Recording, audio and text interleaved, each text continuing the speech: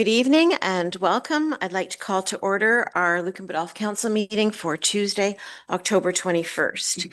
I would like to acknowledge that I am an ally of Indigenous peoples. The township of Lucan Biddulph is located on the treaty and traditional territory and ancestral lands of many Indigenous peoples and is covered by several Upper Canada treaties. We honor and respect the history, language, and culture of the diverse Indigenous peoples who call Lucan Biddulph home. We endeavor to unlearn colonial mindsets and practices and to grow in knowledge. As we build meaningful relationships, we recognize contributions of Indigenous peoples and respect their leadership and partnership in shaping and strengthening our community. We acknowledge historic and ongoing injustices that Indigenous peoples endure in Canada, and we affirm our commitment to honoring Indigenous voices, nations, and cultures, and to moving forward in the spirit of reconciliation and respect. Is there any disclosure of pecuniary interest?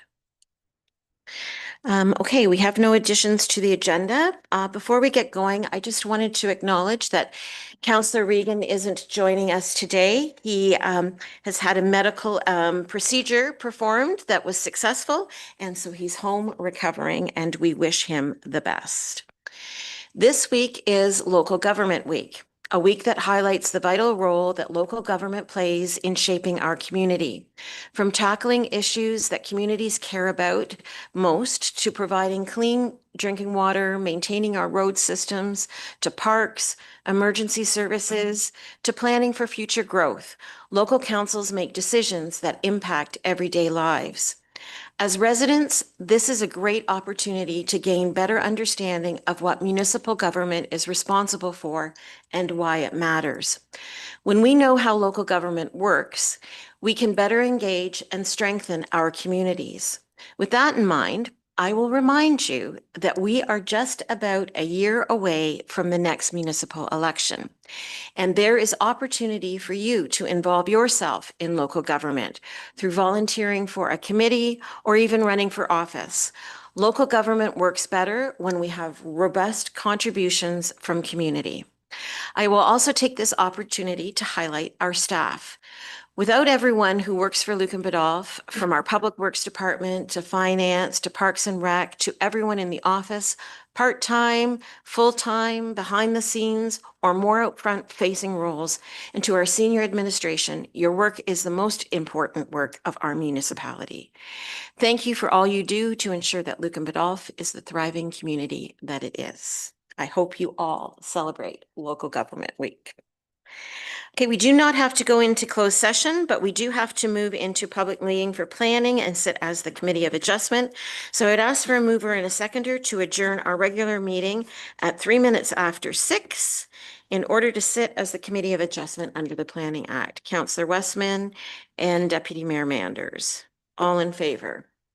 And that is carried. We have a minor variance application in front of us for a property on Stonehouse Line in Granton. And at this point, I will turn it over to Alyssa. Thank you very much. Thank you, Chair.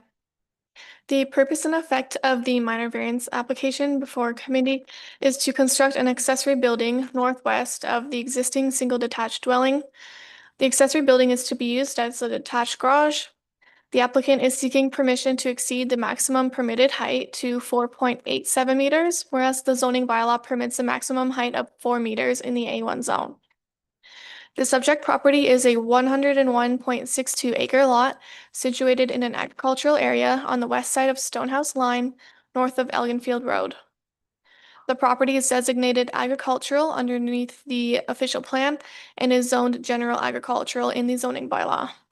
The zone permits a single detached dwelling and accessory uses such as proposed. The lands are surrounded by agricultural lands used for crop production on all sides.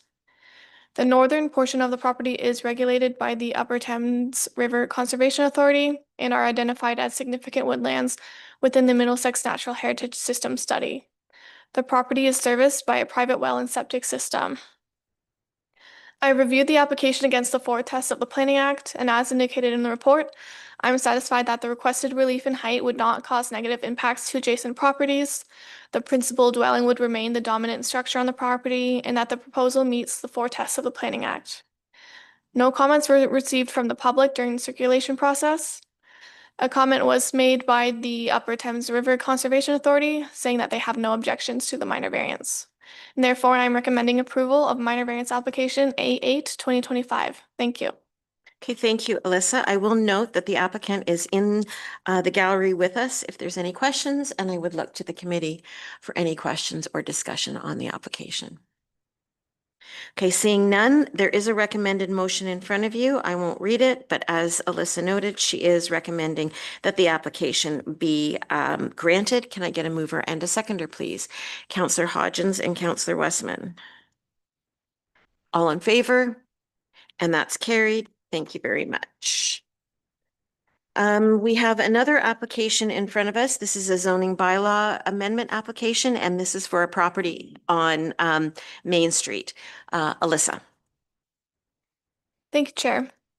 The purpose and effect of the zoning bylaw amendment application before council is to rezone the subject property to a site-specific open space zone to permit a place of recreation and a retail store as additional permitted uses.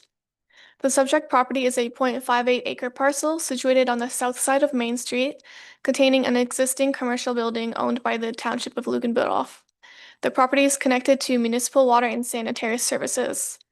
The building on this property has previously been used as a restaurant and has been vacant for approximately 2 years since this business shut down, and it is currently proposed to be used as a retail store on the ground floor with a yoga studio on the second floor.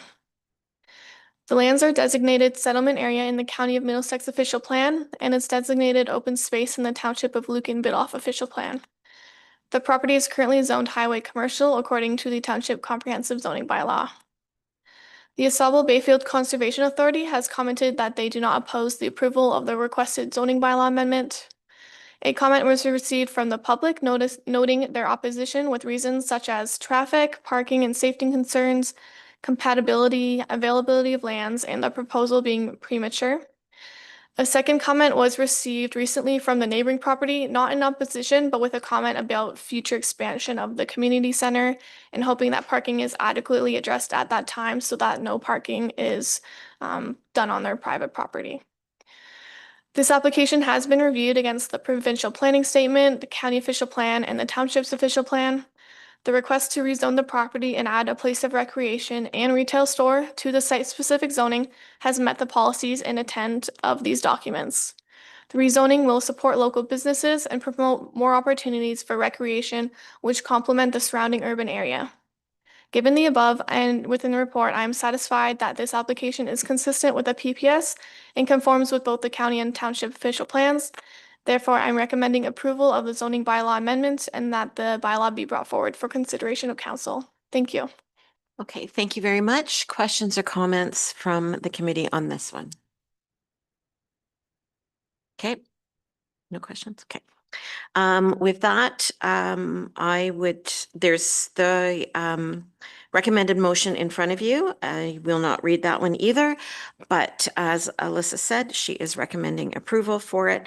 A mover and a seconder, please. Deputy Mayor Manders and Councillor Hodgins. All in favor? And that's carried. Thank you very much. Okay.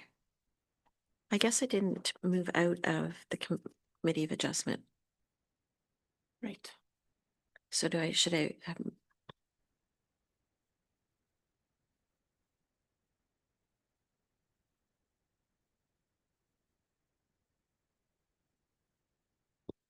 Okay, so I just realized that we did not move out of the Committee of Adjustment and back into council, so I apologize for that. So what we're going to do is we'll adjourn our Committee of Adjustment meeting and we'll take the vote again so that it is under council. I apologize for that. If a mover and a seconder to adjourn our Committee of Adjustment meeting at 10 minutes after 6. And council move into a public meeting under the Planning Act. Councillor Westman and Deputy Mayor Manders, all in favor, and that's carried. Okay, So again, the application in front of, or the motion in front of us is for the property on Main Street. I won't read the motion, but it is recommended that the application be approved. A mover and a seconder. Deputy Mayor Manders and Councillor Hodgins, all in favor. And that's carried. Thank you very much. Okay, joining us online is we have Jesse McPhail from Public Urbanism and then Abby Heddle from the County of Middlesex. But it is going to be Jesse who is going to present to us uh, proposed updates for our community improvement plan. And Abby is here as a support. But Jesse is on screen. I will welcome him to the meeting. And at this point, turn the microphone over to you. Thank you for joining us. Thank you, Madam Mayor. Good evening, council and members of the public in the gallery and online tonight. I do apologize ahead of time. I have a little one crying in the background, so hopefully that gets cut out, but otherwise we'll try and push through. So my name is Jesse McPhail. I'm a partner and urban planner with Republic Urbanism. So we've been working with the Township of Lucan Biddulph and Lisa, as well as Abby from the county on a review of the municipality's community improvement plan. And this has been done as part of the Housing Accelerator Fund initiative to look at opportunities to provide further incentives and benefits to help support more affordable and attainable housing creation in the township. So I do have a brief slide deck to help kind of walk through some of the updates that we're looking at. So I'm just going to share that. And please don't be afraid to flag me down if there's an issue with the presentation, but otherwise I'll move ahead. So in terms of the agenda, I'm just going to talk a little bit about the project, some of the background work that was done, and then we'll kind of jump right into some of the amendments that are being proposed. In terms of the amendment process, it's very similar to what you would see with an official plan amendment or a zoning bylaw amendment. It's the same kind of structure and requirements under the Planning Act, but it's just dealing with the community improvement plan. A couple legislative notes further to what I just said. This meeting is being held pursuant to the requirements of the Planning Act. So again, these are very similar requirements to an official plan amendment or a zoning bylaw amendment. One important thing to note, rather, is that anybody can make oral or written submissions to the township before a decision is made on the amendments. I will say that a decision isn't being presented for council consideration this evening. That'll be in the future, likely sometime in November. But I just want to note that if a person doesn't make oral or written submissions to the township before a decision is made, their appeal rights may be impacted on that decision. So with that said, we'll talk a little bit about the project here. So this is being done as part of the Housing Accelerator Fund initiative project with Middlesex County and Lucan Biddulph. We are also working concurrently with North Middlesex and Strathroy Caradoc on reviewing their CIPs as well as kind of a joint effort. So this has been done concurrently. Again, the primary goal with this exercise was to review the community improvement plan and look at opportunities to better support affordable housing and climate resilient housing, primarily through grant programming. So what we had done was we cracked open the CIP, took a look at some areas that need to be updated, primarily with respect to legislative references and different gaps with respect to funding amounts. And we did kind of go through a general update process, but the primary lens is affordable housing at this point. So just a bit of a refresher to council and members of the public and in terms of what a CIP is. It's a planning and economic development tool that allows municipalities to provide incentives or grants that would otherwise be considered bonusing under the Municipal Act. So you need a CIP if you want to be able to provide grants and funding to support private development and private improvements, primarily in the community. So CIPs generally are most commonly used as a vessel for grants. Some of the common ones are facade improvements and building redevelopment. They are used now a lot more common for affordable housing grants, and that's what we'll be focusing on tonight. The other side of CIPs is they also identify some strategic initiatives that municipalities can pursue to kind of complement that private investment side. But again, the most important reason to have one is that it allows you to provide those incentives that would otherwise be prohibited in the Act. In terms of Lucan Biddulph CIP, so I actually had the pleasure of working with Lisa a couple of years ago to draft this for CIP, and I do recognize some members of council around the table. So I believe there were some folks around at that time. This was prepared in 2021, kind of at the height of COVID. The plan does establish balanced growth as one of its guiding principles. So this is primarily looking at encouraging diversification and creating more affordable housing in Lucan Biddulph. There are 7 incentive programs that range from facade improvement to industrial stimulus and accessibility improvements. So it's a plan that has kind of a diverse offering. And of which include some housing-focused programs, which I will touch on briefly in a little. In terms of the background work, we had prepared a joint background and context report in the summer, working with the county as well as North Middlesex and Strathroy-Caradoc. So this is a pretty hefty document that kind of takes a deeper dive into some of the census data that exists and demographics that exist for the township. We did a little bit of a gap analysis of the CIP to kind of look at where are some areas that we can improve? What does the housing environment look like in the township of Lucan Biddulph? And what are some potential kind of opportunities to improve the community improvement plan? So this background report really provided some overall direction for us in terms of the updates that we're presenting tonight. I would strongly encourage, if anyone's interested in kind of numbers and data, it's a pretty interesting document to take a peek at to get a snapshot of the community. I did just also want to touch on the new the county housing targets that were established as part of the Attainable Housing Review back in 2023.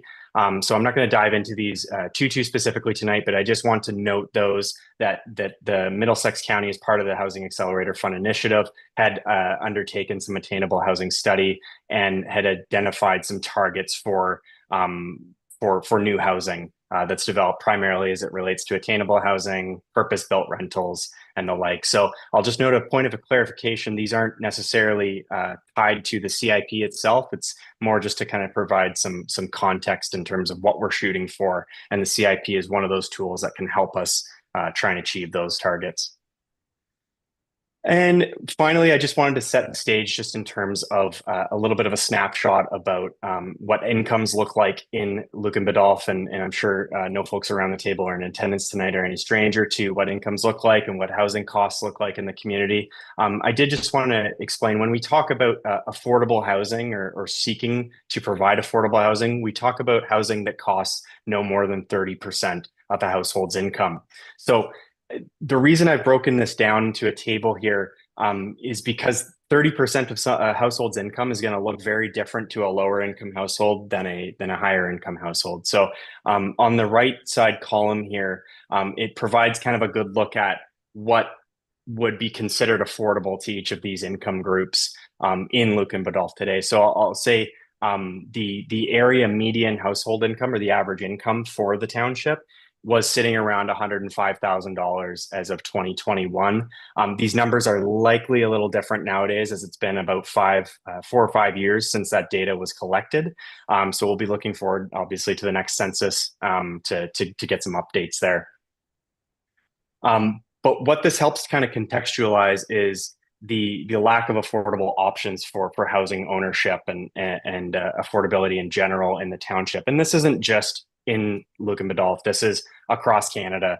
I don't think anybody's going to be surprised that housing is not affordable right now. So this, again, I'm not going to dive deep into this, but it does provide a bit of a snapshot in terms of what the current market looks like based on CMHC data.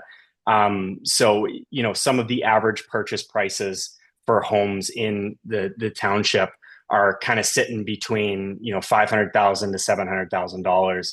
And if you look on the right side column, again, I've provided what household income would be needed to have those home prices be considered affordable. So you'll note that I think in all cases, you would need to have a high or greater income in your household in order to afford any of these households. So again, important to provide those options for affordability.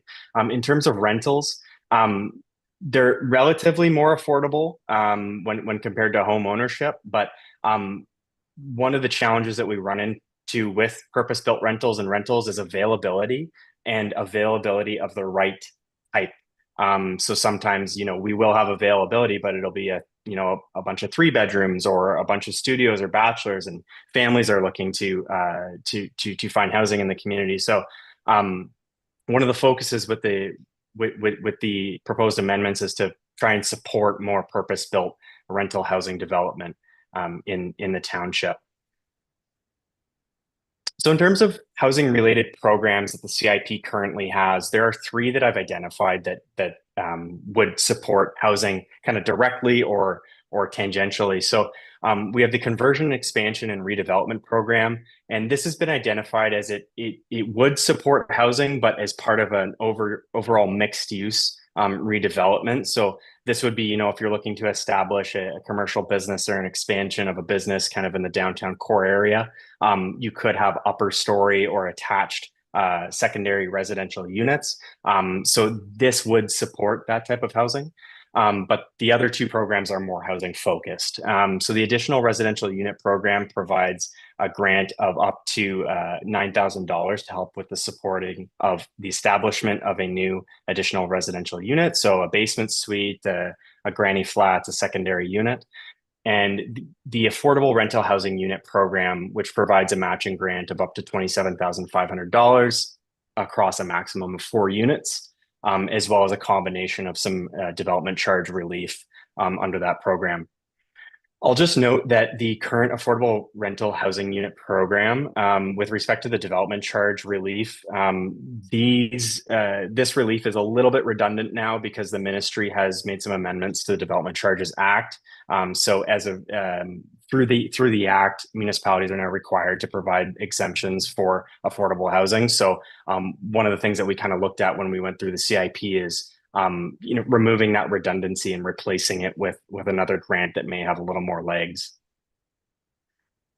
So some of the key themes from the review of the CIP, in terms of a foundation, it's got some good bones. We're not looking to repeal and replace the CIP. We're looking very much to augment it. That being said, we do need to try and be a little more creative with respect to the types of incentives that we're offering and the resources that are available. We have to be realistic with respect to budget availability and the financial impact that some of this programming can have. So we need to be careful about the grants that are being offered. And then the last kind of key takeaway was the restructuring or the redefinition of what affordability is in the township. So we looked at adding a new definition into the CIP that establishes a definition for affordable housing in alignment with the provincial planning statement and ministry guidelines, but provides some flexibility to the township where, in cases where data may not be as reliable, sometimes CMHC data can be out of date or unreliable. The township can use other sources of data that they're comfortable with. And lastly, on this page, I just wanted to provide kind of a really take it with a grain of salt, a snapshot of what the average development cost would look like on a per unit basis, depending on the dwelling type being constructed. Again, very anecdotal snapshot in time, and I'm sure this may not reflect the actual conditions from development to development. But the point that I want to kind of drive home is that it's very expensive to construct housing now. So we want to, recognize that and recognize the need to try and support that housing development where we can. It's already hard enough to build housing. It's even harder to build housing at that cost and then provide it at an affordable rent or purchase price. So in terms of the proposed updates themselves, so I'm going to focus on some of the key ones tonight. One of the big ones is the restructuring of the affordable rental housing program. So as I mentioned, the development charge relief and some of the grants offered under that current program are a little redundant. So we looked at restructuring it. So this has been kind of centered around 3 grant types. So we have a building permit and planning fee, a one-time grant that would match up to 100% of the eligible fees. So the building permit fees, any planning applications, site plan, any of that, up to a maximum of $5,000 for a development that incorporates affordable housing. We have a professional fee grant, which would provide a matching grant up to 50% of the costs of, whether it's an engineer or a planner or an architect working on the project, up to a maximum of $2,500. And then the kind of main focus of this program and the restructuring is on the introduction of a tax increment grant. Also known as a TIG. So this acts as sort of a long-term partial deferral on taxes, wherein the grant is self-funding in that you have a property that's redeveloped or developed, and it results in a significant increase in assessment and thus tax revenue, and you're giving or rebating some of that tax revenue back to the developer, the property manager, the owner, to assist with the development and assist with the offering of more affordable rental units. So under this program, we're looking at proposing three kind of tiers. So all of these tiers are based on the level of affordability that is achieved on a per unit basis. So I do have an example that I'll kind of walk through, but in terms of the tiers here, they're based on average market rent. So this would be a percentage of average market rent. So the township would establish what that average market rent is on an annual basis. And then any units that are receiving grant funding as part of this program would need to be aligned with the thresholds that are presented here. So we have average market rent, near market rent, and attainable rent. And each of those have a corresponding amount. I'll just walk us through a very, very brief example. I'm happy to answer any questions afterwards with respect to the program. So in terms of just a hypothetical development in the township, we have a vacant lot. I've got a table here that looks at a hypothetical assessed value of $250,000. Keep in mind, I'm using the township's residential tax rate as well as the county's tax rate to kind of help paint a picture here. So we're looking at around just shy of $3,000 in tax revenue a year. Now, let's say that property is redeveloped. So we've got a new building. Let's say it's an 8-unit purpose-built rental building. We've got 6 of the units are going to be offered at just normal market rate. And then you've got two units that would qualify as affordable units under the definition in the CIP. So where do we go from here? So we look at the post-development assessed value. Obviously, with the redevelopment of that lot, you're going to see a significant increase in the assessed value. So let's say for example, it's $5 million now. And so the tax revenues that are resulting from that $5 million assessed value are going to be significantly higher. So if you look at the comparison between the local tax amount and county tax amount, pre-development to post-development, it's a jump of about $33,000 and $21,000 respectively. So the idea with this program is it takes that difference between the post-development and pre-development tax revenues and identifies that amount as the increment. And that's what the grant and the maximum amount of the grant is based on. And that is used to establish the maximum and fund the grant payments on an annual basis. So the maximum annual grant per property under this program would be no more than 50% of this increment.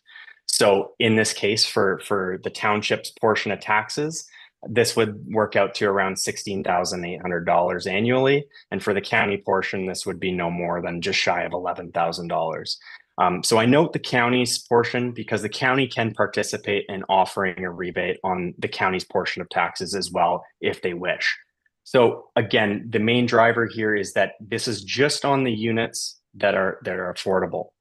So if we go back to our program, and we have 2 units out of the 8 that are rented at, let's say, a near market rate. So this would be 81% to 90% of average market rent in the township. We'd be looking at a grant of about $3,500 per unit per year. So this works out to about $7,000 total per year that this property would receive as a tax increment grant. Now, again, the county can participate and provide a rebate on their portion of the taxes as well. So this could essentially potentially double that grant amount and further kind of sweeten that carrot or sweeten the pot for making this a little bit more of an appealing program to recipients. So if we're looking at the grant period, which is established as recommended to be 25 years, and this is aligned with the development charge exemption requirements set by the ministry. The point with having such a long-term program length is that we want to make sure that any affordable units that are created today are maintained as affordable for as long as possible. And then B, the amount of the grant, it compounds every year. So if you're being offered an annual grant, that builds up over time, and it is a more substantial grant. So it makes it more appealing to the property manager, whoever's renting those properties. So I just want to point out, let's say if we froze time and we froze the tax rates and we froze inflation and we don't adjust any of these numbers, you'd be looking at a lifetime grant of around $87,500 per unit. And the other point that I want to drive home here is that the municipality is still collecting revenues from that property. So you're not completely alleviating yourselves from those revenues. You're still receiving, hypothetically in this case, just north of $700,000. So that 50% cap on the increment does protect those revenues from still being collected, but offers a more substantial grant. The other program a brand new program that's being introduced to the CIP is a rental housing retrofit program. So this program is a little more simple.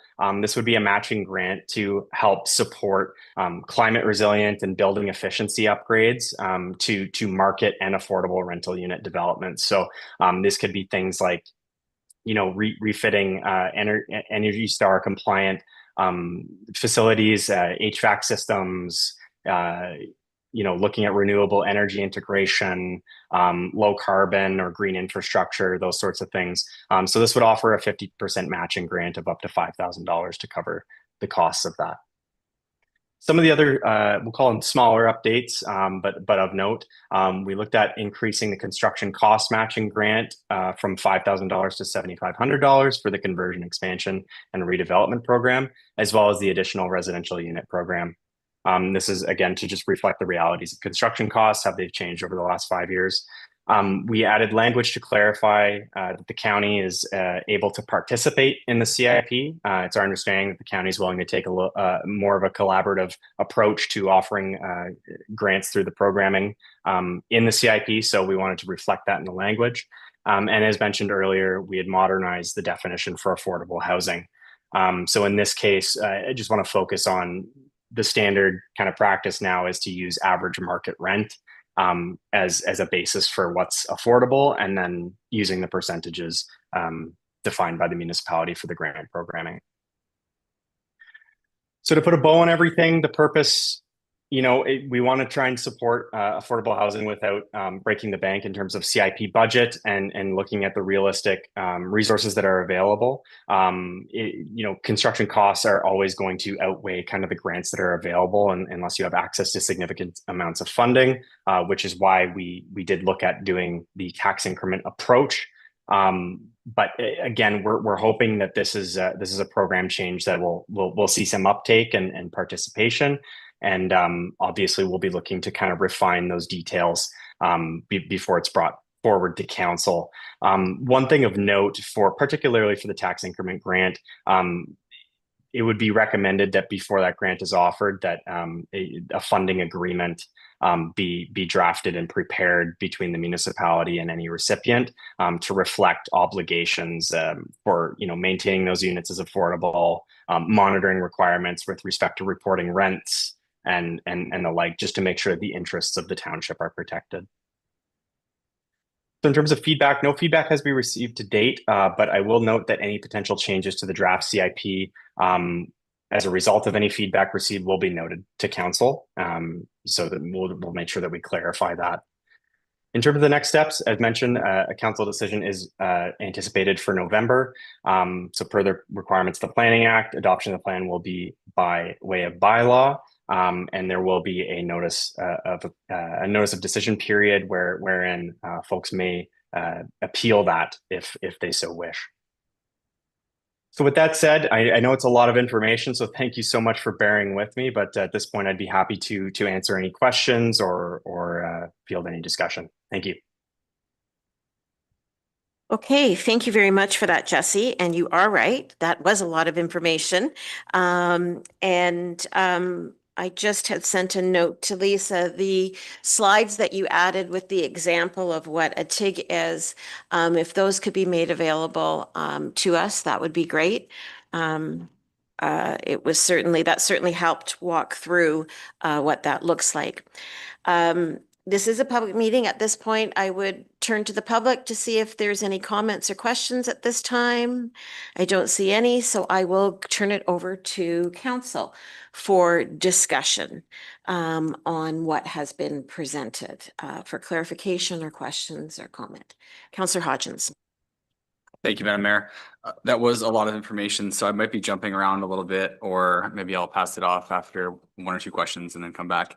But thanks, Jesse, for the presentation and the information. You mentioned that we're hoping to get uptake and participation in this program, and maybe focusing in on the affordable rental housing program. It is a little bit complex, I think. So I'm thinking like maybe a single property owner or landlord. It's a lot of information to understand. Or maybe that's just because that was a lot of information in a short amount of time. But I'm wondering, are we talking with local developers or having any targeted engagement with them to gauge their appetite for this if they are interested in participating?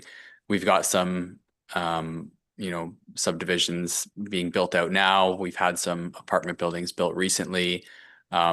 Is this process kind of like just put out there for them to see, or are we able or willing to have that sort of targeted engagement with the community? Very good question through you, Madam Chair. I believe Lisa and I have been coordinating to circulate the draft amendments and the proposed programming to the development community and to some of those targeted folks. I don't know if Lisa, if you're able to provide any updates in terms of any feedback that we've received there, but we haven't heard anything, but we've certainly made an effort to try and circulate that. Yes, through you, Madam Mayor. Yes, we have directly emailed a number of developers that are doing a lot of work in the community, as well as some stakeholders that community organizations and those sorts in our committee as well. They've all been emailed this document as well as some background information and looking for their feedback from that. Okay, thanks for that. Yeah, and again, I think it's just there is a potential benefit to them, to get some of these grants. So hopefully, they understand that and are maybe interested in participating. Just maybe along that same line, I was going to ask, we have had the apartment buildings recently built out, and would they still be able to participate in this, even though those units are built? Would they be able to adjust their rental structure to participate? Great question. And through Madam Chair, I would say the focus of CIP programming largely, it's not outright restricted in the Planning Act to provide retroactive grants. That being said, I will say that traditionally speaking, a CIP is intended to try and spur or encourage that development to happen. So providing those grants in the hope that that development does happen or those improvements do happen. I think we can certainly evaluate whether there's an opportunity to potentially offer this as almost kind of like a rent supplement kind of program. But I guess that the challenge that you run into is that the program itself is based right now on that tax increment. So that change in tax revenue from pre-development or pre-project to post-project, and that's where that grant is being sourced from. So I think we would need to be careful about how we structure any of that retroactivity. Like if it's a building that's existed, for whether it's new or whether it's something that was built kind of 10 years ago, I think we would just need to be careful about approaching how we use that or how we apply that formula to those existing developments, just because it is based on a pre-development to post-development to pull that grant funding from, if that makes any sense. Okay, thanks. Yeah, that makes sense. If I may continue, Madam Mayor. I wanted to ask about the climate resiliency piece, because I feel like, from what we're hearing from the province with housing, it's just like, they just want housing, and there is now one building code and one building code only. And I don't hear so much about climate resiliency or that side of things. So just kind of wondering, that's something that's totally new to this. And I guess, how does that sort of tie into the whole housing picture? Yeah, no, great question. And through you, Madam Mayor, so it's kind of twofold. So with this one, the first one is the Housing Accelerator Fund initiative. That was one of the kind of focus areas for it. So in addition to housing affordability and attainability, there was also that component of climate resilient housing. And so how the relationship between those two is that where you have sort of like older housing or maybe less efficient housing, so whether it's like older windows, older HVAC, those sorts of things, you're often spending more money on upkeep, heating and cooling, weatherproofing, those sorts of things, right? So anytime we can improve, this is largely targeted towards existing kind of rental properties that may need to upgrade, their building envelope to make themselves more efficient. So what that can do is it can lower energy costs, it can lower heating, cooling costs, so making the building more efficient. And I think the idea with it is that would hopefully translate through to, maybe not having to increase rents as much, or maybe be reflected in the costs of rents. So that's the intent. Whether or not that'll be the case, is another story. But I think we're being as optimistic as possible. But I would say that's definitely the focus of how that relates to the affordability component. Okay, thank you. Last question is just on budget, and I think maybe in the past couple of years, our CIP program, we focused on beautification and accessibility, like smaller scale things. And we had those options for industrial development and other things, but I think we've had that sort of smaller outlook. So just wondering, with opening this up to affordable housing, is this something that we have to look at through our budget process? Like, are we going to have to budget more for our CIP? And knowing that the county may be able to participate or kind of stack with them, what opportunities may be there? Yeah, great question and great points through you, Madam Chair. So it's kind of a two-part answer with this one. So with the TIG, the beauty with a thing like a TIG grant or any sort of rebate that's associated with fees or anything like that, we would consider those, like from a CIP perspective, those are kind of self-funding, because you're using the revenues that would be gathered from those. So a property manager and owner, let's say they go through a TIG project, they're still having to pay their full tax bill every year, and then they're getting that money back. So I would say from a budgeting perspective, it's certainly something that obviously the township needs to take into consideration, that it may impact projected revenues for the township. But in terms of identifying a CIP budget, it wouldn't traditionally come from that budget that would be used for things like an upfront grant, where you're kind of matching construction costs, or you're matching labor, materials, things like that. So that was kind of one of the reasons why the TIG was used, is because it is self-funding, has a little less of an impact on kind of immediate budget implications. Obviously, it depending on the number of projects that you get, the number of grants that you have running, it could potentially impact the overall revenue that's being generated from that new development. It's a question of priority for council too, in terms of whether you want to put the weight behind that. The other side of it is the existing attainable housing program did have a construction cost matching component. And so we did kind of evaluate that.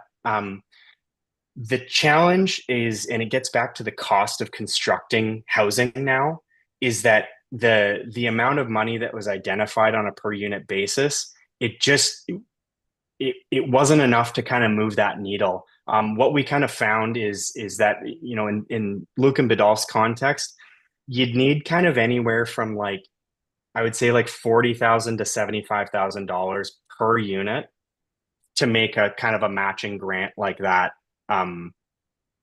work for a developer, for someone who's constructing that housing. So there still is an opportunity to offer those matching grants, and certainly with the county participation, I think there's probably an opportunity to kind of sweeten that pot from that perspective too. So it's something that I think Abby and myself and Lisa will likely revisit to look at whether we can potentially re-add that component back to further, combine the overall grant that's being offered. But in that case, I would say council would need to have a discussion about how much money they want to inject into the CIP budget, and whether it's enough to move that needle, and whether council does want to truly focus the CIP for the time being on affordable housing, or if it still wants to spread the wealth, so to speak, in terms of beautification, economic development, housing. I think I'm saying a lot of things at once, but hopefully I touched on what you were asking there. But Yeah, absolutely. Thank you. Okay. Okay, Deputy Mayor Manders. Just my questions on more managing of the program, and who and how is that managed by every year for the 25 years to reaffirm that the rents are where they are supposed to be, and how is that dealt with? Great question. Through you, Madam Mayor. So this is one of the kind of challenges with a TIG, and I won't beat around the bush with it. It certainly does require more effort administratively to monitor and to track, particularly because it is an annual grant. There are performance standards that need to be maintained.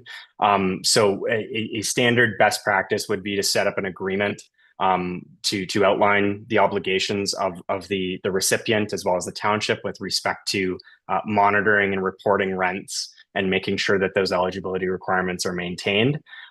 You would want a dedicated staff person, likely someone who's working with the CIP already, to monitor that. And I mean, depending on the number of grants that are being administered and projects that are being administered, that workload could be significant from time to time.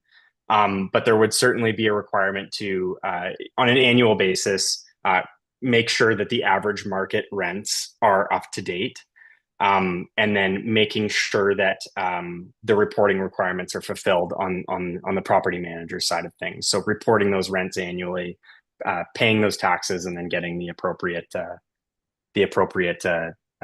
grant back. So this is why we would recommend, as part of the development of the agreement for that, that the township work with the county and as well as the solicitor to make sure that agreement and those obligations are clear and tight. Okay, thank you. And then the other thing, managing, I just wanted clarity, I guess, on if a unit is declared attainable, it doesn't necessarily mean the person in there has to meet a threshold income. If they are making 150,000, that's not something that we can really monitor, or is that also part of the standard that person has to improve in lower income? That's, I guess, my question. I would say in Lucan Biddulph's context, I think that would be a lot more horsepower, I think, than you would need for the program. I think that would increase the complexity. Further, I won't lie, I'm not sure if you could. mandate that. I think that would be something that the property manager or the developer would need to establish. You know, it would be something similar to like you see like community land trust or affordable housing land trusts that can mandate maximum household incomes for certain units.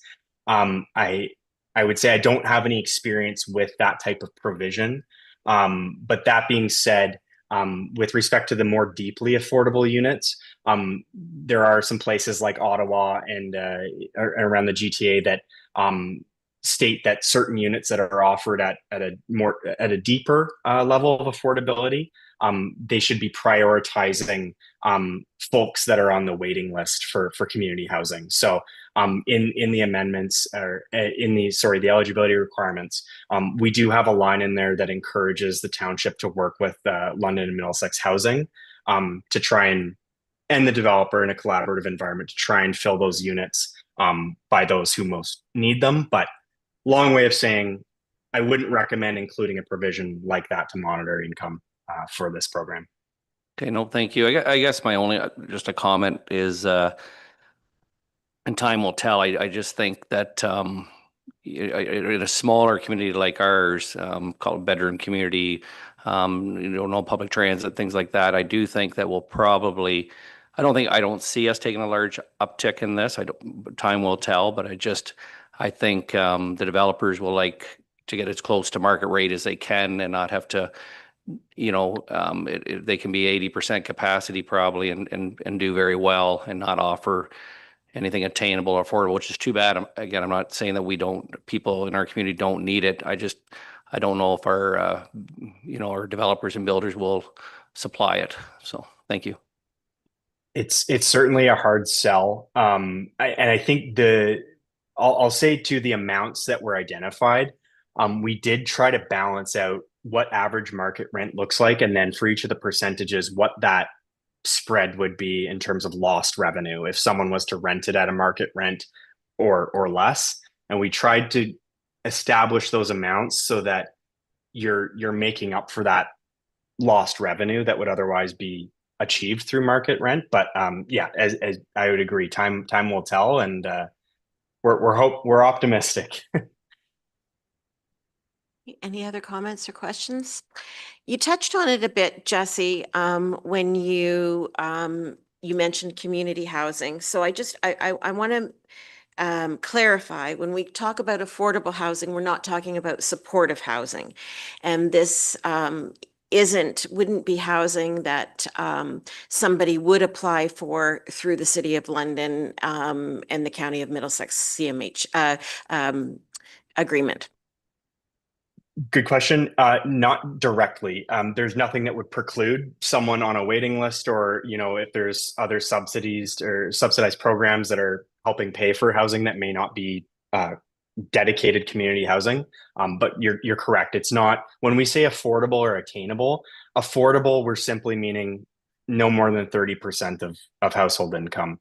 And that can be for someone making $200K a year, someone making $20K a year. That 30% threshold.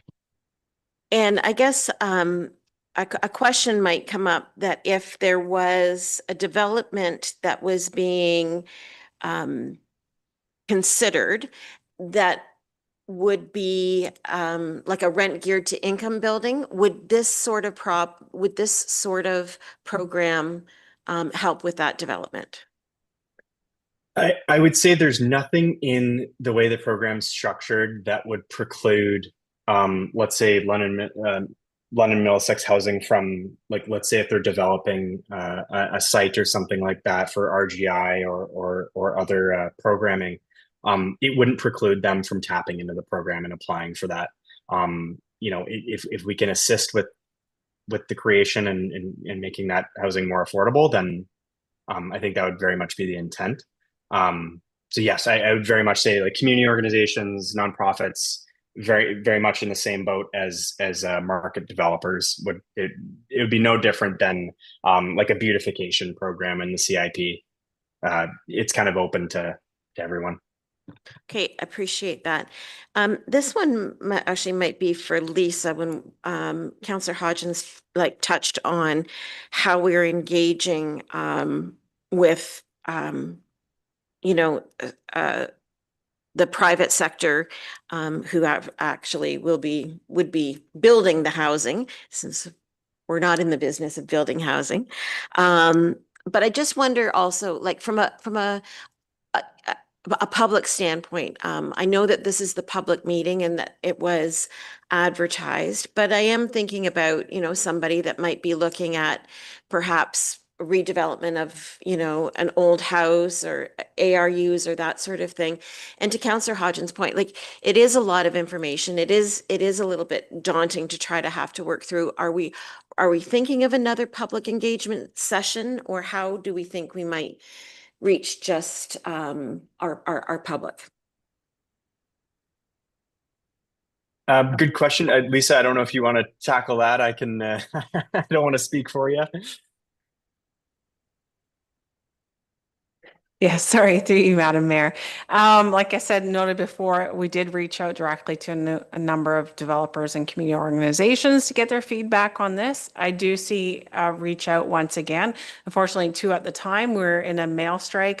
I couldn't direct mail anybody, so email was the preferred choice at the moment. But definitely we can do it now that the mail's kind of back on. I think we can do a little newsletter or an outreach saying this is up for consideration. We'd love your feedback, and that would kind of reach, I think, more of a diverse audience that way. Okay, Maybe appreciate just, that. Yeah. oh, sorry. Go ahead. Maybe No, just go to, ahead, Jesse. maybe just to add to that too. I would also say like one of the more powerful opportunities too would be to do kind of a marketing campaign for the CIP, either whether it's before or after the amendments are adopted, really making a push for, hey, we've got this shiny new program. We'd love for you to check it out and see if it would work for you. A lot of municipalities do provide kind of those dedicated pages. I think the township currently has a dedicated page for the CIP. So, tailoring those updates, making a little bit more of a digestible circulation for the notice. I think we can definitely work with Lisa and the county on making sure that message is out, post amendment. Okay, thank you. I appreciate that. And then I don't know whether or not staff has this answer, because obviously we're moving forward with these amendments and updates to our CIP in response to receiving the Housing Accelerator Fund money. So what is tied? Is there anything that's tied to the half like that we actually have to produce? Like these are significant changes for our small community, but contingent on receiving that money, do we have certain thresholds that we have to prove that we met? I believe that may be a question for Abby at the county, or Lisa, if you guys are more familiar with the. I'm not intimately familiar with the funding details or the. And as I said, that might not be answered tonight. That might be one that we can prepare for as the staff report comes along. But Ron, I see your mic's on. I was just going to mention, Madam Mayor, I think through this program, what we're trying to do is lay the groundwork for people to uptake and participate in the program. I don't think there's anything in the half that says, we have to do, 50% of it has to be used or anything like that. You can lead a horse to water, but you can't make it drink. That's kind of, we're trying to set the ground rules and make this available for people. Hopefully they pick it up and run with it, but there is no forcing somebody to do it. So I think that's the answer. And I don't know if Abby can jump in there. I don't see her jumping in. Oh, I'm there here. she is. Okay. Sorry, do you mind just asking the question again? Abby, I was just wondering if there were certain thresholds that we had to meet in actually receiving the Housing Accelerator Fund. Is it enough just to do the amendments and the updates, or do we actually have to have tangible results? So when we did apply, there were housing targets that were identified in the application on an annual basis. But I think it's safe to say that across the province, across Canada, building permit numbers are down for reasons that are outside of the control of municipalities. And based on what we're hearing from some of the municipalities who were successful in the first round of the Housing Accelerator Fund, there is a little bit of leeway as it relates to those housing targets. But in terms of what the township needs to do now, like in the current, is get the amendments done that were identified in the action plan to ensure that that second tranche of funding comes in January. Okay, perfect. I appreciate that. I will look to the committee or the council for one last time of questions, and I see Councillor Hodgins' hand is up. Thanks, Madam Mayor. Maybe more of a simple one. Just with the average market rent or the AMR, so that gets established annually by council, or I'm just wondering what's the process for that? How do we establish that number? So we've set you up as a baseline to start with data. We use the CMHC rental market survey. So that's data that's collected periodically and reported by CMHC. The ministry uses that data as well as part of their evaluation of exemptions for development charges. So that's kind of like the base standard.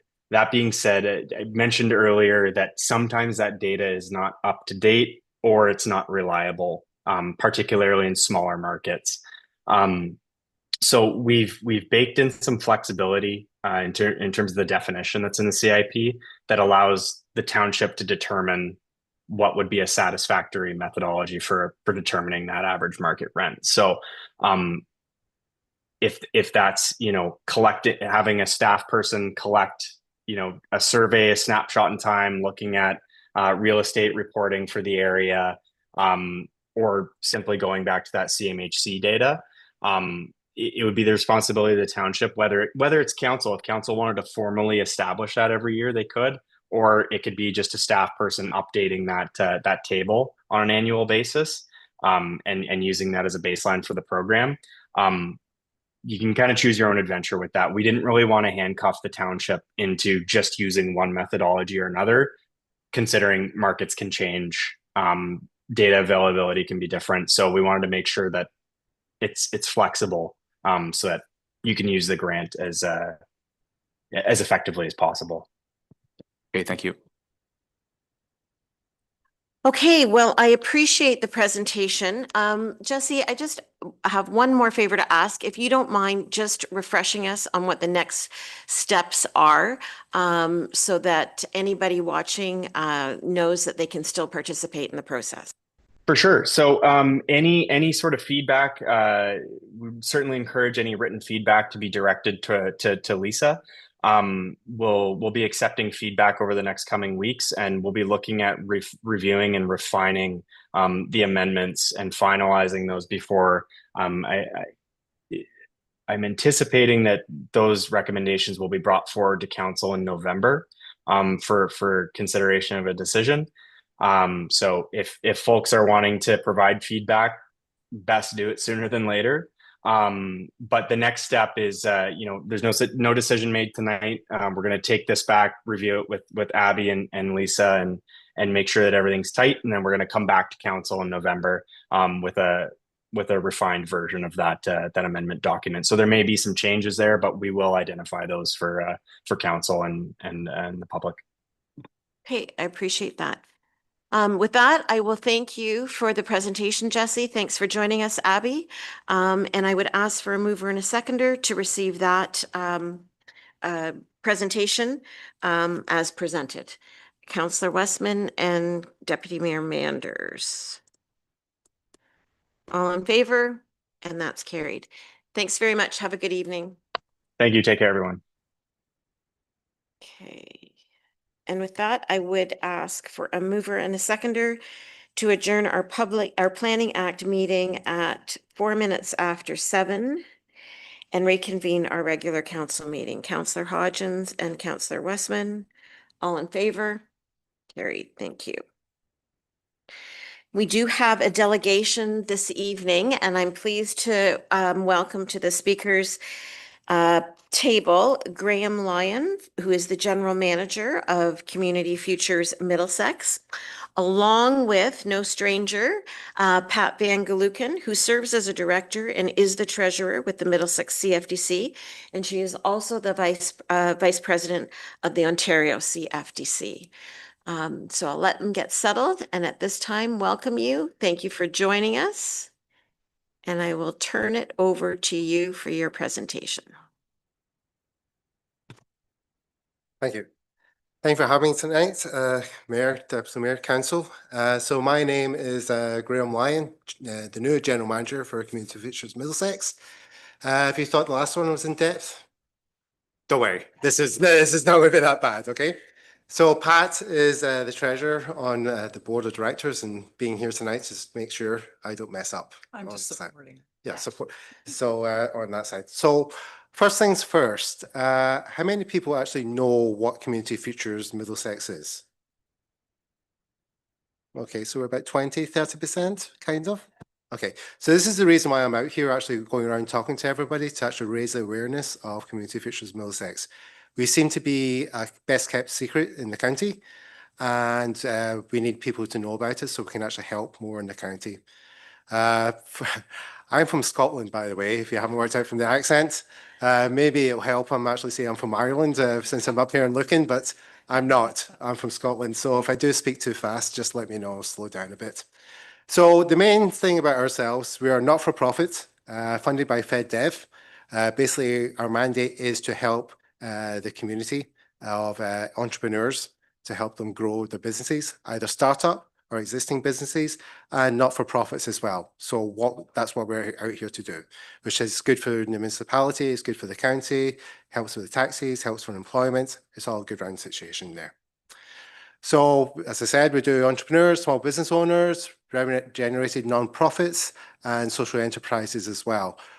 Funny enough, what you were talking about before, the SIP program, we help with that as well. So if you're looking for business owners for like the Main Street or so forth, who want to improve their fronts, they have to produce, I believe, 50% of the funding themselves. We can finance that 50%. Okay, we're different from the banks. I am an ex-banker, I'll admit. I've been here since 2008. I'm not fresh off the boat here, okay? So I've done 17 years with commercial banking and business banking on that side. So there's a lot of things that we are much more flexible with in Community Futures. We're more character lenders rather than going off strict credit scores and debt servicing. We do a lot more flexibility.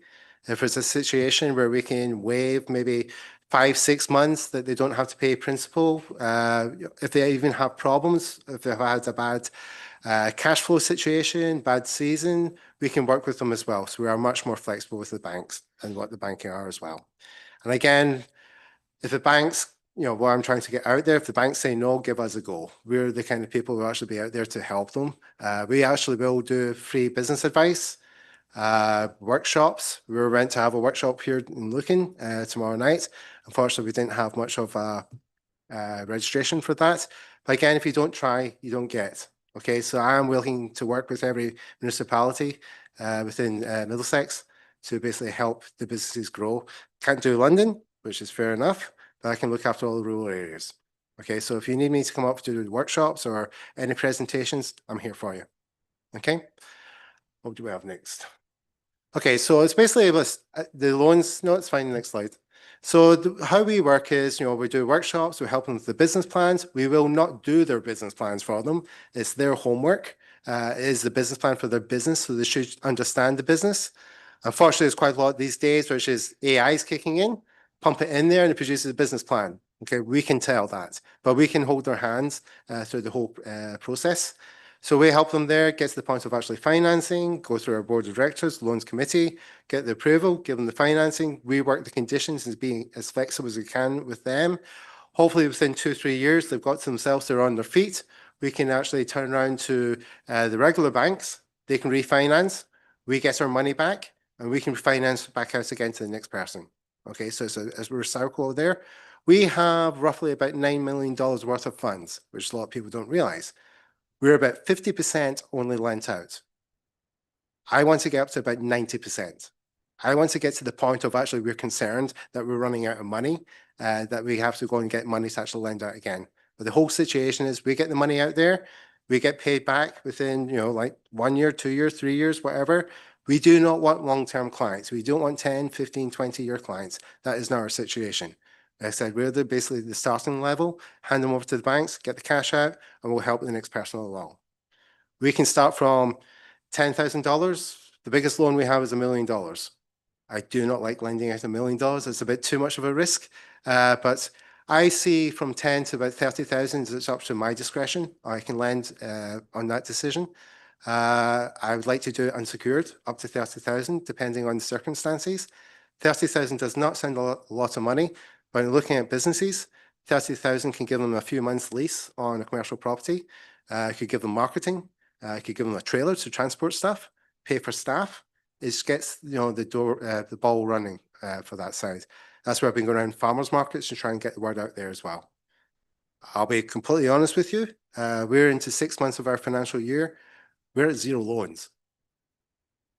We are not getting people applying for the loans. That is part of the problems that we're having from down south. People are a bit wary. We have had loans from counterparts that have actually been fully approved and they've declined it because they're just scared of the situation. What they don't know what the future is. But my situation at the moment is just getting the word out there. We're open for business to help you open your business. We do have outstanding loans. We just don't have any new loans in the last 6 months. Yeah, we're about 4.5 million outstanding on that side. Okay. So what we've done over the last year, I'll have to put my glasses on here. So it's about, this is how bad it is now, I'm getting old. So we've got about 125 businesses. I can't see from here. Can I move? Yeah, so we've supported about 125 businesses. That's 230 full-time jobs and engaged in about 120 community partners with about 13 workshops a year. So I plan on doing at least 1 or 2 a year. Do you want you to talk in the microphone? It's okay. You're being I'm coming recorded. back, You're sorry. being recorded. I was like sitting about. Okay.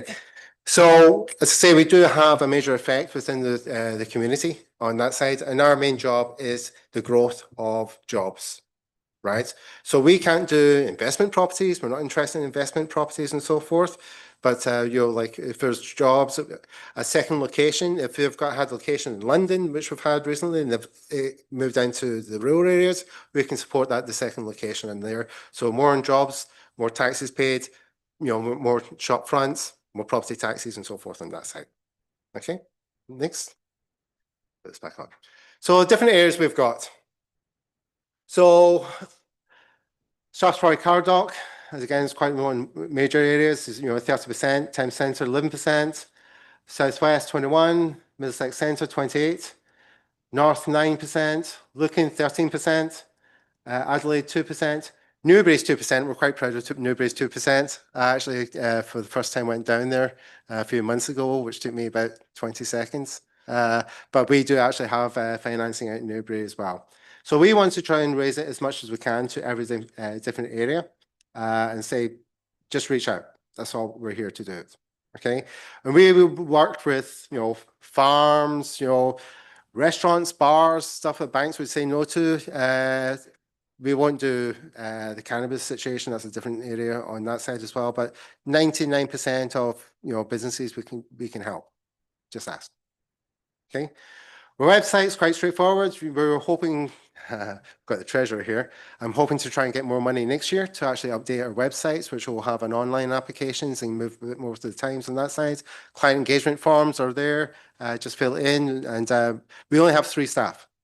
Myself, administrator, and a business advisor. And we'll basically, the next day, once we get client engagement form in, we verify that it is within the rural areas and it is a business, not on an investment property. Then we will actually reach out to them, get them in for a meeting, and see where we can hold their hand to the next steps. Okay. Next. Oh, I've been doing, I don't know if anybody's been following us, but we've been doing videos for success stories that we've had for our clients over the last few months, which is going quite well. Hopefully it works. We're a little farm. last store, people to buy our products. We're open to the public, so we let people come and pick their own lavender and flower, shop in our store.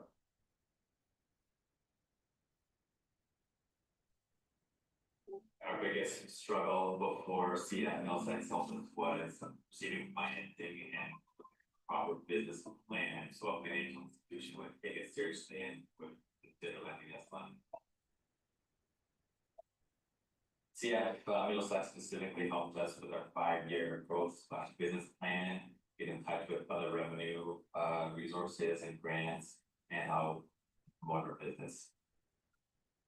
Tangible result of our partnership with CF is allowing us to open this farm shop, being open public, increase of sales of 100%, buying equipment like our copper still, so we can distill essential oil on the farm, and adding 5,000 heads for that field. We've had a tremendous experience being partners with CF Middlesex. I would highly recommend their service to anyone trying to start or open a new business, and their support is continuing to this day. So from experience as being a business banker, when you go to a bank, first, you've got to find a branch in your area. 2, you've got to find a business advisor that's actually in that branch. For example, the bank I worked at, I looked after the whole of London, Strathroy area as well. It was just me. I can't be in every single branch every single day. So I'm relying on staff from different branches to refer that person to me. My minimum was $250,000 I would lend and above. So if something came in for me like 40, 50,000, I probably wouldn't be seeing that person. I'd probably be still looking after the $400,000, $500,000, $600,000. So there's a whole lot of opportunities that people are going into a branch and they're not getting looked after. We can do it. For example, like farms, FCC can do farms, but when it gets to a side business within the farm, a farm shop, weddings, that kind of stuff, they won't touch it. We can. We can go second behind people. We can go second behind mortgages, third even. We actually are, be as flexible as we can to help the client. Okay. Any questions? Well, thank you very much for that.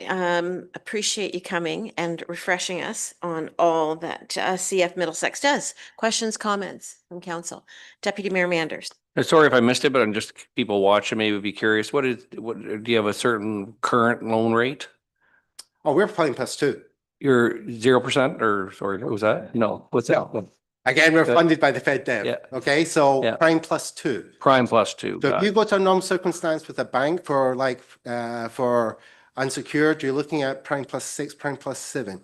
Even BDC is Prime +4. Oh, okay. So Prime +2 is a decent rate. And then what's you had mentioned that you're not looking for a 20-year client. You're looking for someone to transition to the bank eventually in time. So what is your like a 2-year usually time frame, 1 year? What is optimal? It depends how successful the business is. If they pick up really well within 1 year, 2 years, we can move them over to a bank. But ideally, that's what you'd like to see is about a 2-year horizon. We don't tie them into any loans. They're flexible. If they want, as I say, if they want to miss a payment, I mean, everybody wants to miss a payment, but if there's circumstances that we can be flexible, we can, be flexible with the payments on that side to get them back on their feet. And we have a relationship with the bank, so we can tell them who to see at what bank, and a lot of it's credit unions or. Yep. And then they get the client, right? So we want to see that client succeed. We don't want to see them, we're just out not to grab their money. We want to see success stories, right? Any other questions or comments? Councillor Hodgins? Thanks, Madam Mayor. I was going to ask the same question that Deputy Mayor asked, but just with it's unfortunate with the whole, I guess, economic situation right now, everything that's happening with tariffs and a lot of uncertainty. So maybe that slowed things down. But I'm just wondering, with all of that, is there anything that you're kind of like changing or anything that you can do about, the whole situation, or is it just kind Mr. of Trump? Not the whole situation, but I guess the Actually, the ex-military, if you want to go and see Mr. No. Yeah, tell us your opinion. So we've kind of gone into partnership with BDC as well. They got announced last week. They're throwing 100 million towards the rural areas. There's, She signed up yet. That's- So yeah, like we're still, Yeah, but yeah. there's no agreement within any community futures with BDC at the moment. They announced it early before there's actually any agreements on that side. But the whole point of them offering the money, they'll match the loans up to $500,000. So we can give 250,000, they'll match the 250,000. The client still becomes a community future client, not a business development client. We control the whole situation. This is part of the problems. There's 267 offices of community futures in Canada. Every single office is independent. We don't report to any other offices. We can basically run our own shop. This is why I have the flexibility on clients. So a lot of them were concerned about the BDC situation. If they had power over us and over the client, they don't. The client is actually still ours, and we can be as flexible as we want at that point. But the situation, it gives us an extra money to lend out. If money gets tight for us lending, we still have the 50% from the BDC. And it also allows us to take a bit more risk for the client as well, because we're not losing $500,000. We may be losing 250,000, but then BDC is losing. Not that we want to lose money, but again, we're different from the banks. We are meant to be taking more of the risk of the bank situation. So in that way, we are meant to take, some kind of losses within that point as well. But we don't want losses. BDC has way more marketing. We don't have any money we have nothing in our budget for marketing. This is our marketing, what you see here, right? So it would be nice if there was, The multi-millions. Organization tooting our horn. Yeah. Right? So this is why I'm on the streets. Okay. We've been around 30 years and we're like the best kept secret in Canada. It is the best kept secret, but I mean, certainly there are success stories Yes. in our own community Yeah. that are successful because of the start that they got with CFDC. So, certainly we can help support. And I mean, Lisa does a great job of sharing and, trying to, and I know the county does. You've got a great relationship with the county. And, certainly if we hear of anybody, we'll pass that on to you that could benefit from partnership with you. Especially accountants. I find, in my past life, it was accountants my biggest referral source. And when I've been speaking to my accountants or my past COIs and so forth, they weren't aware of community futures. Even myself, with 17 years in London, I'd never heard of community futures. Wow. Yeah. So spread the word and we're here. We will. Thank you very much for Great. your time. All right. Well, thank you very much for coming and appreciate meeting you. And let's get some small business entrepreneurs to take advantage of all you have to offer. If I can just get a mover and a seconder to accept that presentation for information, Councillor Hodgins and Deputy Mayor Manders.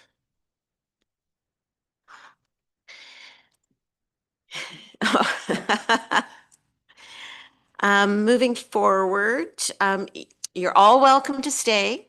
I will say we don't have a really heavy agenda, so if you're interested, but you're also, I understand, welcome to take off. We're not in competition with the Blue Jays tonight, so. Okay, on to the adoption of the minutes. We have a set of minutes in front of us from October 7th. If nothing needed to be amended, I would ask for a mover and a seconder to approve those as circulated. Councillor Hodgins and Deputy Mayor Manders, all in favor? That's carried. Thank you. Under the consent agenda, there's a number of items and I don't know if council wanted to pull any, but I'm going to look to staff to speak to 9.3.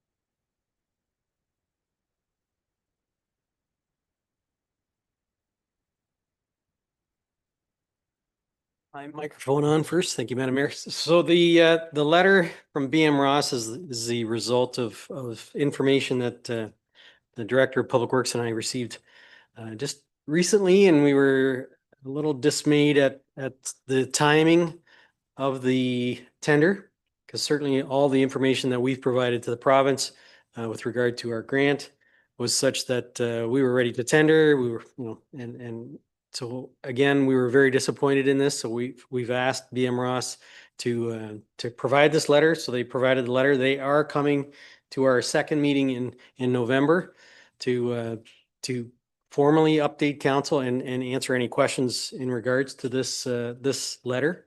But certainly we were disappointed as staff that, we certainly communicated to the province that we were ready to go. Our impression was we were ready to go. And it appears that the last little bit of information for the drawings in order to be prepared for the tender seems to be a little bit more intense than what the engineer thought. I guess that's the best way to put that. Again, very disappointed in this. We wanted it tendered and actually, awarded this fall before Christmas. That was the whole point. Conversely, we don't want a shabby tender document either, because that's not going to be in our best interest. So again, the letter hopefully attempts to explain why we are where we are, and any specific questions.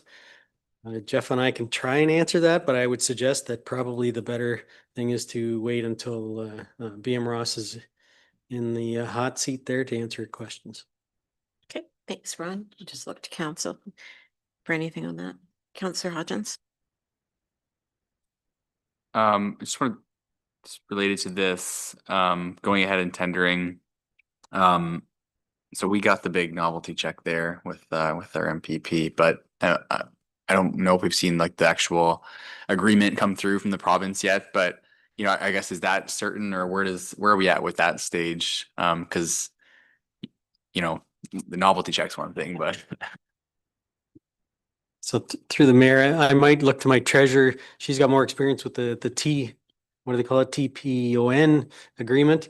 But my understanding is I don't think we're not in jeopardy. I wouldn't never consider us in jeopardy here. It's just disappointing that we're not where we thought we were going to be. And I think that's where my disappointment is. And I'm sure I'm not the only one.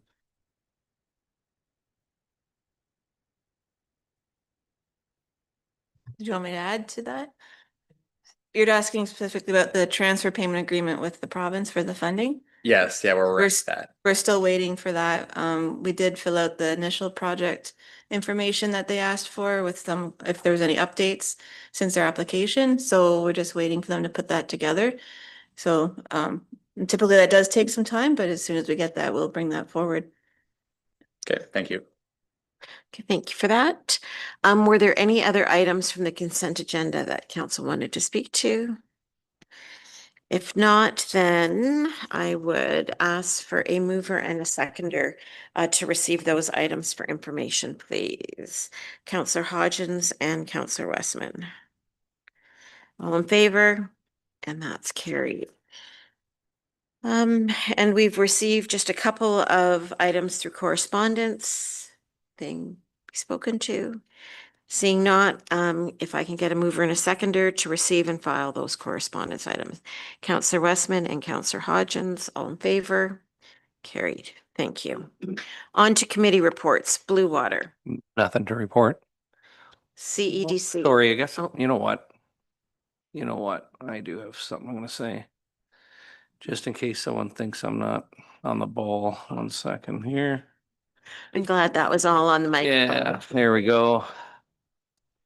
So, because people will start hearing about organics within the community, I guess we're not missing the boat or anything. I think in the new year we should have them out to discuss it, but just to give everyone an update, South Huron has a proposal presented to them. North Middlesex is public information sessions scheduled for November. Middlesex Center has a quote provided with potential 2027 start date. So the potential, and then Strathroy Caradoc is waiting for a quote and a proposal. So just in case people start, what's going on in our community, this is just the start. So yeah, and certainly we'll look at staff to have a proposal presented to us in the new year is what I'd recommend. So that's Okay, thank you for that. CEDC, nothing from CEDC, nothing from Lake Huron. Fire boards, there's 2 sets of minutes, draft minutes from recent meetings from both boards. And since we're talking about the fire boards, I will just make mention on last Thursday, Middlesex London Paramedic Service hosted their annual Survivor Day. And Survivor Day celebrates cases that paramedic services have attended, and they are cardiac arrest with vital signs absent, where the patient has been brought back. And it is, as I tell everybody, it's my favorite day of the year. We bring survivors in, and we bring also everybody that's involved in that call, from fire services, police, and if there was any citizen bystander. And so this year we highlighted 12 survivors, and this is across the Middlesex London catchment. Of the 12, 3 actually came from the county, and which was quite something, because it's not often we get that many stories that are shared from the county. And one of them was from Lucan, and it was a young fellow that went through an episode. VSA was called, and he was just 22. And he shared his story, and bystanders were there, and we did have representatives from the Lucan Biddulph Fire Department there. So Chief Ron was there, Dave Allen joined him, as well as Brad Holden, who was part of that call.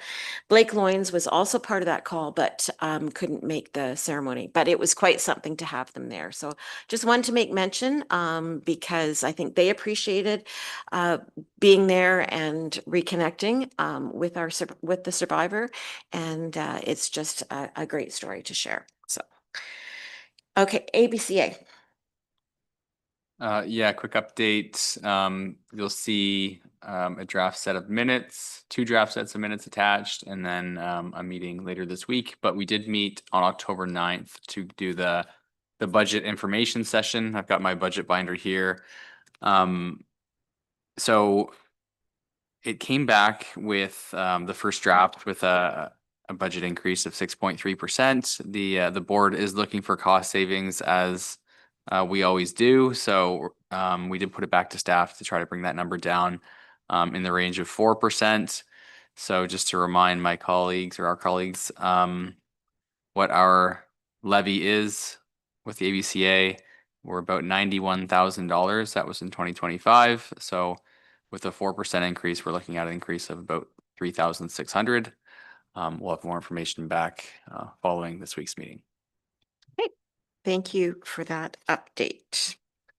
Anything from Parks and Rec? Trails and connectivity? Nothing. Into staff reports. Ron, did you have anything verbal? Just one quick verbal update or reminder. Actually, we've got our emergency exercise scheduled for this Friday morning from 9 to 11. So that'll involve the mayor, deputy mayor, all senior staff, fire chiefs, OPP, everybody's to be here. And again, it's from 9 to 11. It is a tabletop paper exercise, so we won't actually physically be doing an exercise, but it's will be provided slips of information at certain intervals, and we'll have to deal with that. So, thank you. Any questions for Ron on anything? Okay, Tina.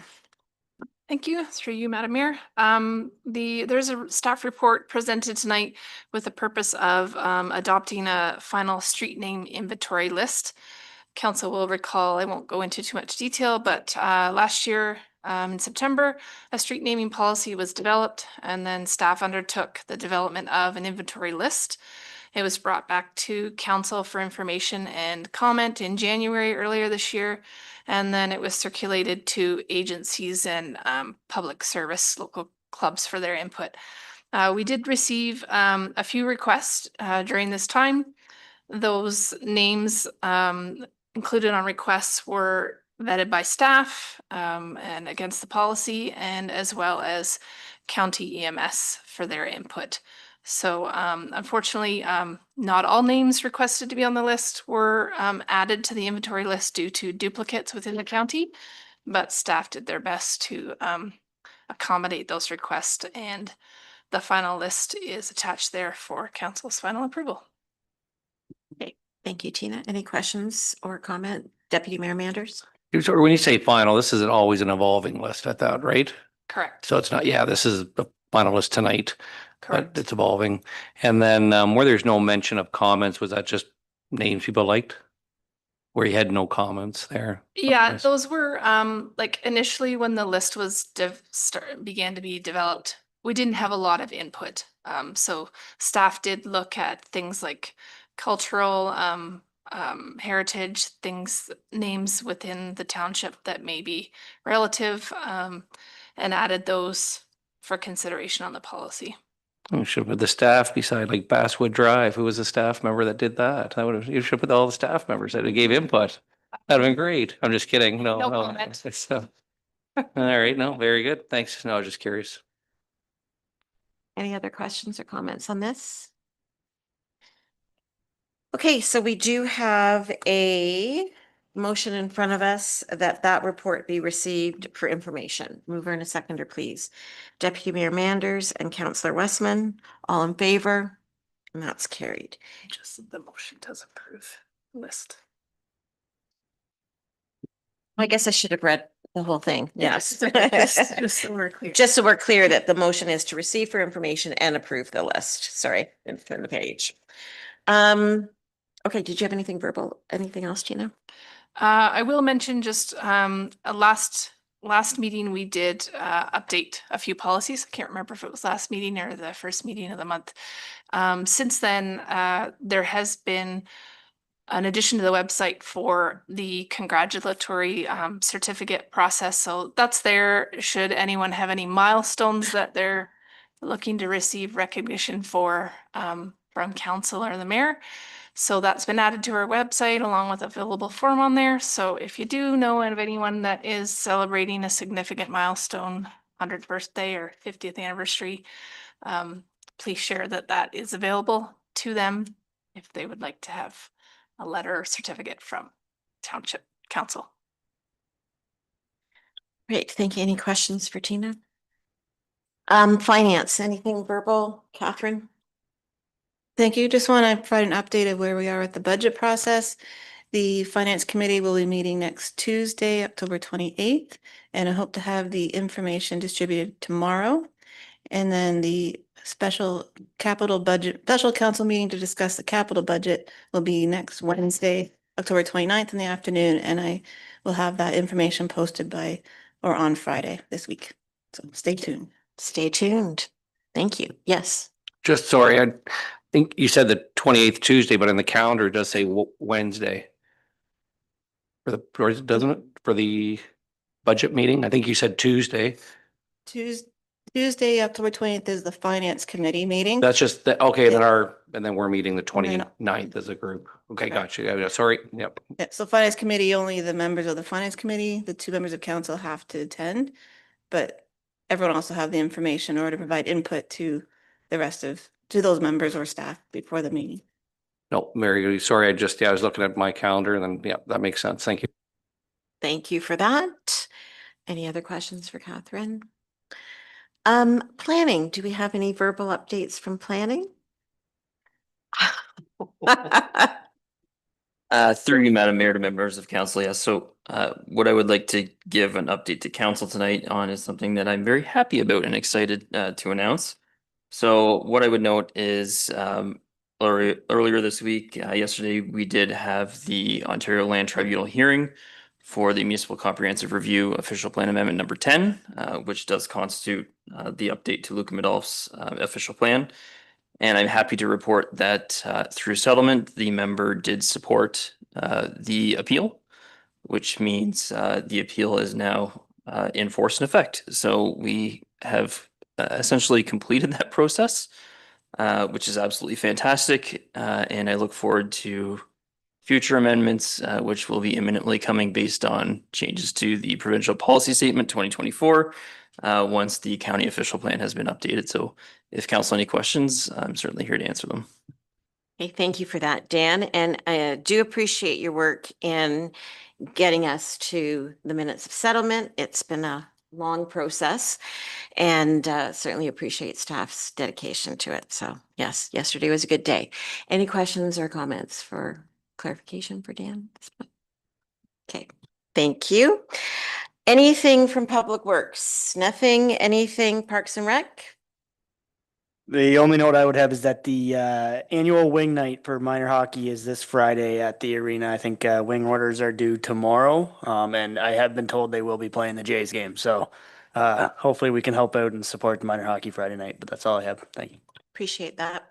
Anything from ECDEV? Thank you, Madam Mayor. Just a few save the dates, just let everyone know. So we officially have a date for the lighting of the lights that we partner with the Lions Club. It's November 21st, a Friday night. And the mayor's breakfast will be November 26th. More details to follow. We're just firming up some details. So mark that down as an early morning start for the 26th of November. And of course, the Santa Claus Parade is December 6th. Information has gone out looking for float registrants and everything. So things are moving along well with that. That's everything. Okay, appreciate that. Thank you.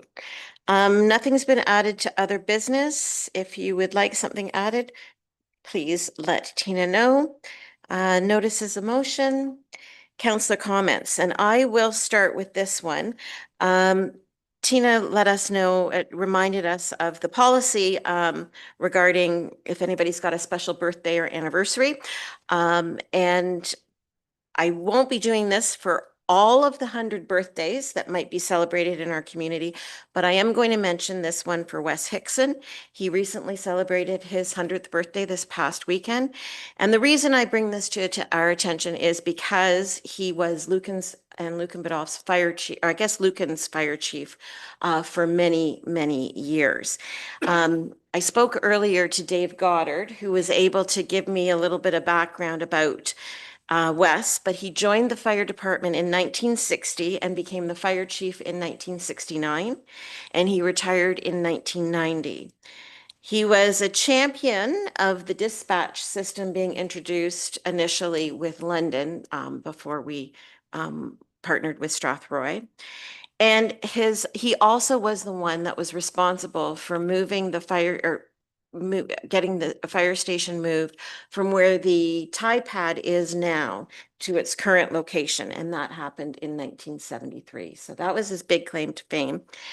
But it was funny because Dave said he really is an old time fire dog, fire chief, he said. He went into the fires and then he'd go to the trucks and get his bunker gear and he'd already be wet because he'd already been, fighting the fire. Went in and did his job. So also started the modernization of the fire department. So we want to congratulate Wes, wish him well. 100 years is certainly something to be celebrated. And we know his family did that. So congratulations, Wes, on 100 years. Any other council comments? Nothing? Okay, then we have, I guess maybe I will just remind everybody that the second meeting in November has been moved to the Monday, November the 17th. So just a reminder that that gets moved up a date that week. We do have two bylaws in front of us, and one of them is, of course, to do with the zoning bylaw we passed earlier and the confirming bylaw. So if I can get a mover and seconder that bylaws 39-2025 and 205-2025 be read first, second, third, and a final time and be adopted, please. Councillor Westman and Councillor Hodgins, all in favor? Carried. And a motion to adjourn at 7:44 p.m. A mover and a seconder, Deputy Mayor Manders, Councillor Hodgins, all in favor. That's carried. Thank you very much. We will see you in a couple of weeks.